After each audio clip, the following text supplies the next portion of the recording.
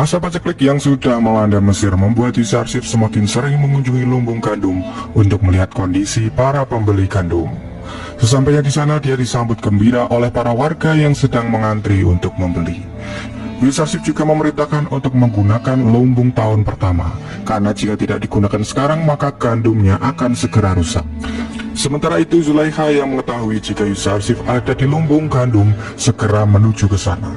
Sesampainya di sana, dia malah bersembunyi di balik pelayannya, yang padahal Yusarsif sempat berhenti karena melihat sosok wanita yang ada di dalam mimpinya.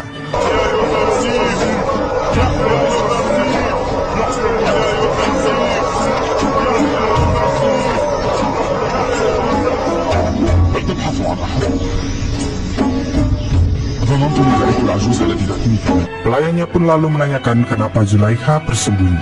Ternyata Zulaikha tidak percaya diri karena dengan wajah jelek dan tuanya, dia akan malu jika di hadapan Yusarsif.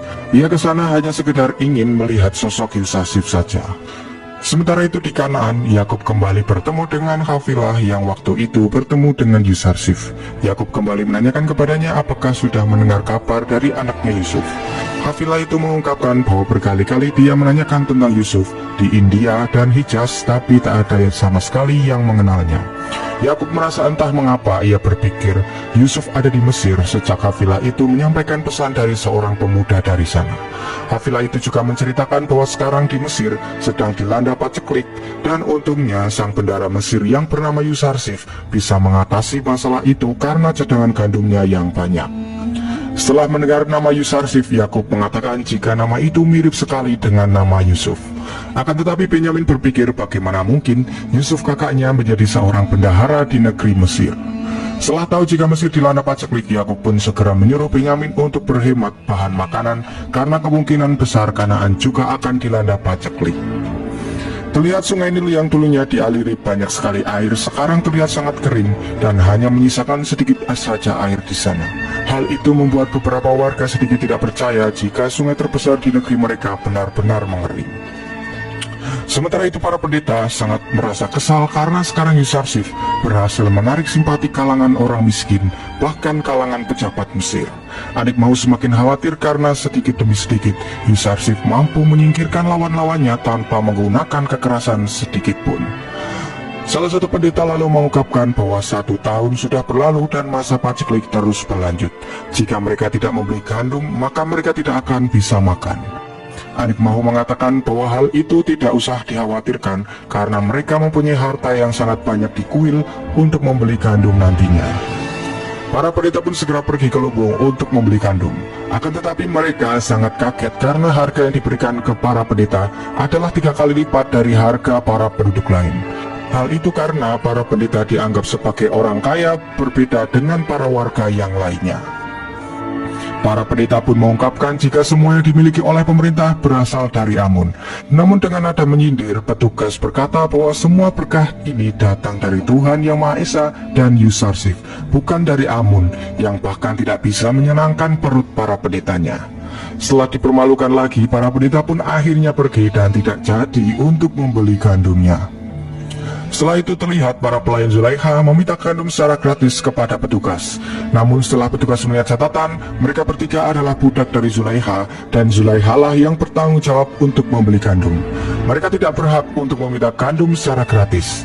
Jika memang mereka mau minta secara gratis, maka Zulaikha harus memerdekakan mereka semua.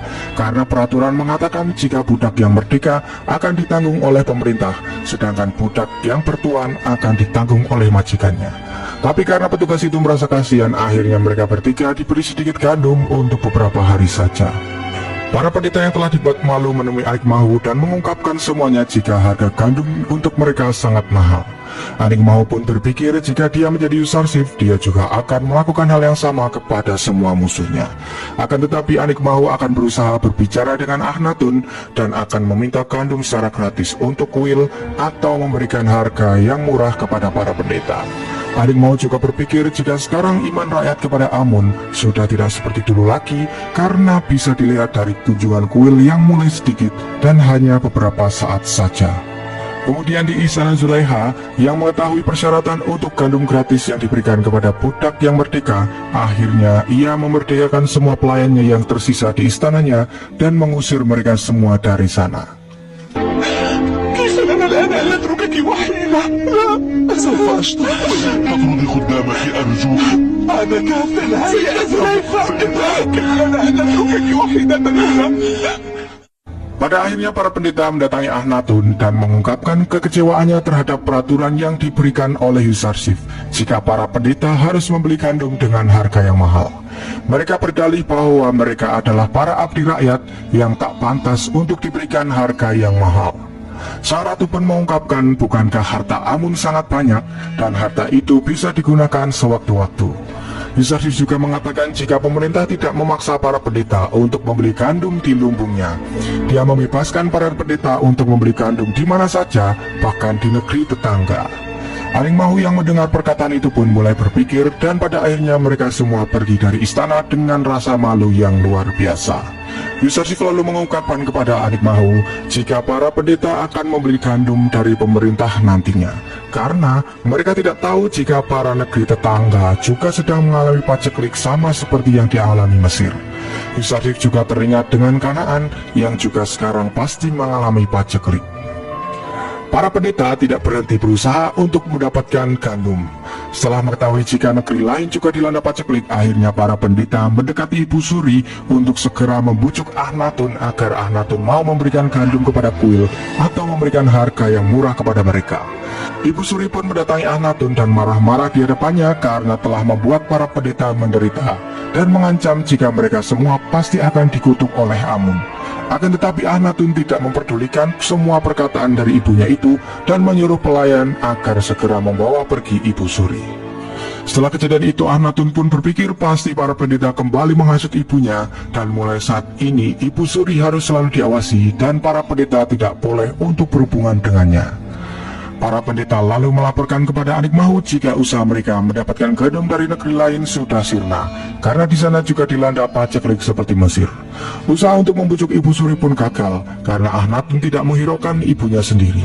Pada akhirnya Aning Mahu menyuruh agar para pendeta menggunakan harta Amun yang sangat banyak untuk membeli gandum di lumbung pemerintah.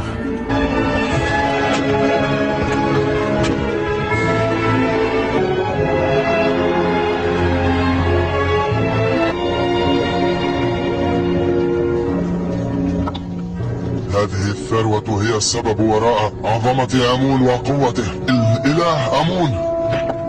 Setelah mengambil harta Amun, para pendeta lalu mendatangi lumbung dan membayar dengan harga yang sudah ditetapkan, yaitu 3 kali lipat.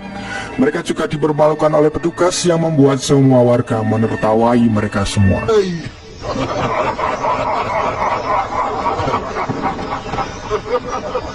Para warga juga mengungkapkan jika hadiah dan persembahan dari rakyat untuk dewa malah dipakai oleh para pendeta demi diri mereka sendiri.